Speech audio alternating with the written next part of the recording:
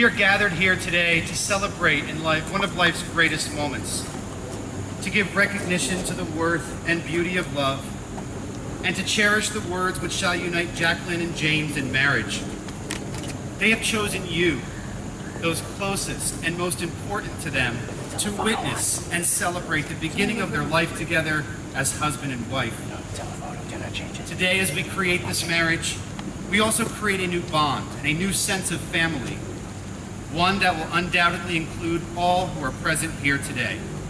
Please be seated.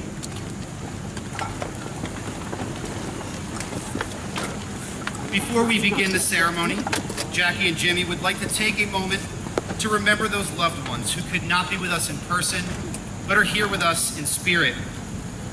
While these individuals are no longer with us, the memories that they have created, the lessons that they have taught, and the love felt for them in your hearts will be with you forever.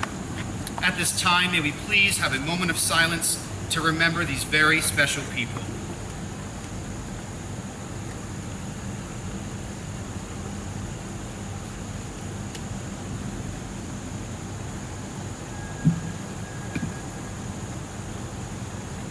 Thank you.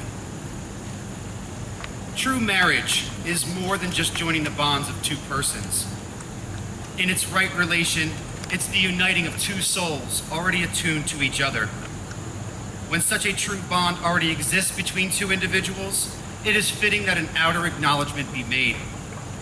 This acknowledgement is the prime reason for this gathering and for this ceremony. We are here to bear witness to the entry into the closer relationship of husband and wife of these beloved friends who are already one in spirit. Jackie and Jimmy, you are now taking into your care and keeping the happiness of the one person in all the world whom you love best.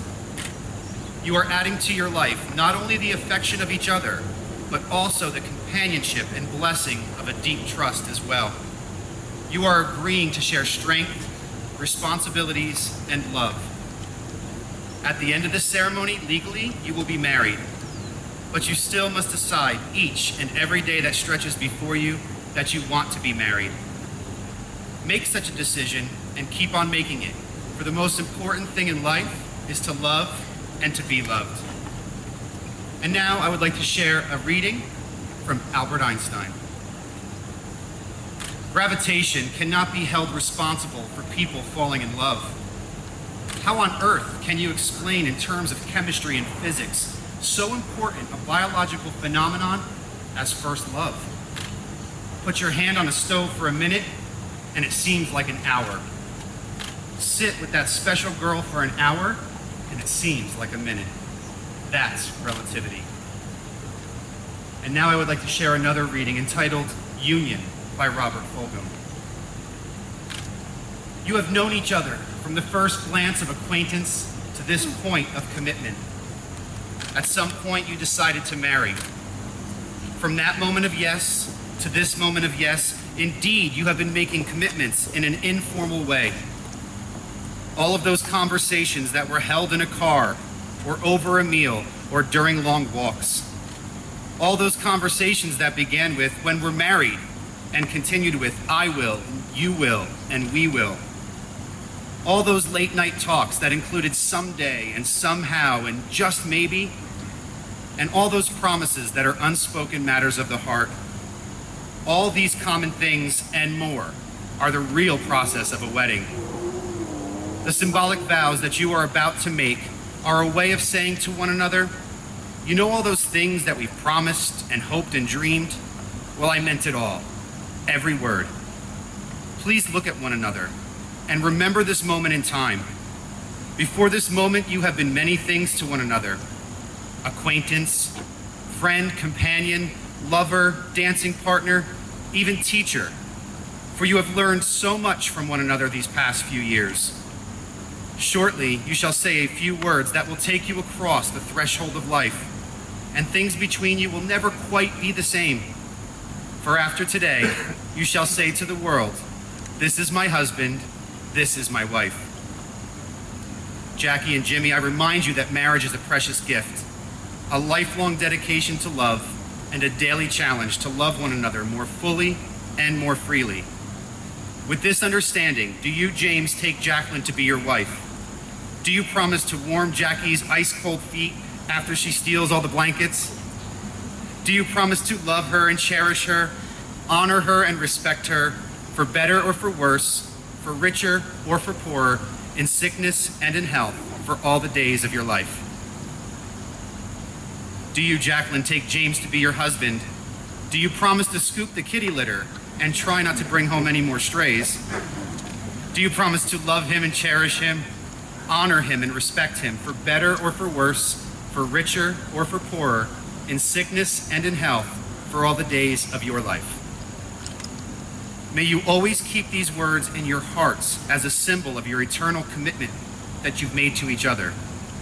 As you grow old together and your love matures, may you hold on to the passion and affection that you feel for each other today.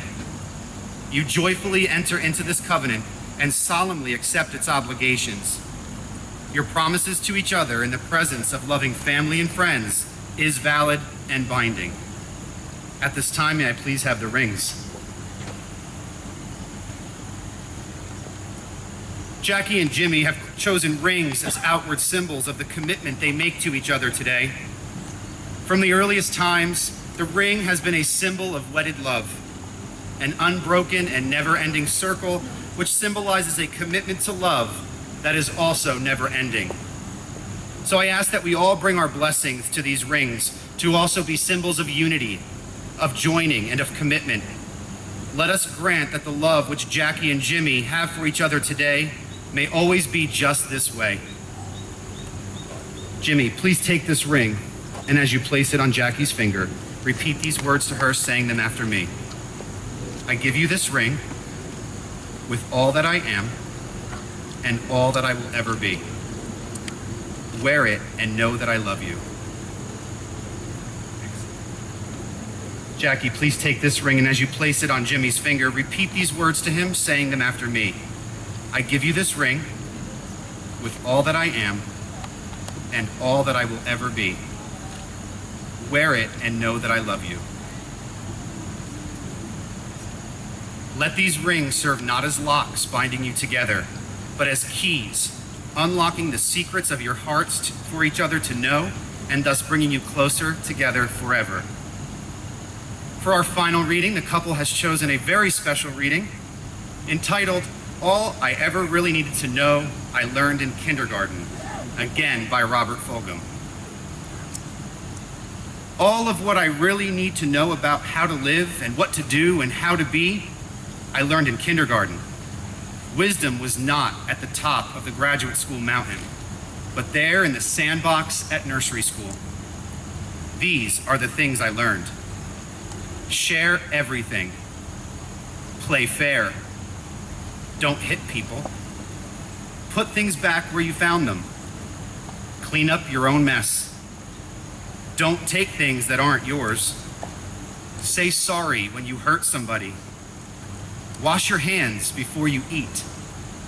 Flush. Warm cookies and cold milk are good for you. Give them to someone who feels sad. Live a balanced life. Learn some and think some and draw and paint and sing and dance and play and work every day. Take a nap every afternoon. Be aware of wonder. Remember the little seed in the plastic cup? The roots go down and the plant goes up, and nobody really knows how or why, but we are all like that. Everything you need to know is in there somewhere, and it is still true. No matter how old you are, when you go out into the world, it is best to hold hands and stick together. As we come to the end of this ceremony this evening, please remember this important marriage advice. Let your love be stronger than your anger. Learn the wisdom of compromise, for it is always better to bend than to break. Look for the best in your beloved rather than the worst. Confide in your partner and ask for help when you need it. Remember that true friendship is the basis for any lasting relationship. Always give each other the same love and kindness that you give to your cats. Say I love you every day. And above all else, make sure you're not just yelling at each other because you're hungry. Jacqueline and James, as a collection of words, the ceremony would count for little, were it not for the love and commitment you have pledged to one another. Your vows may have been spoken in minutes, but your promises to each other will last a lifetime. Having witnessed your vows for marriage with all who are assembled here, and by the authority vested in me, I announce with the greatest of joy that you are now husband and wife. James, please kiss your bride.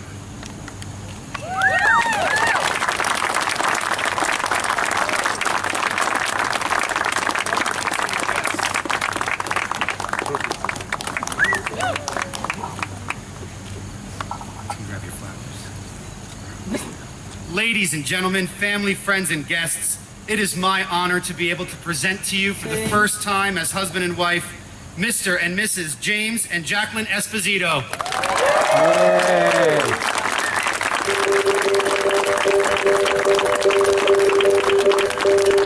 Yay.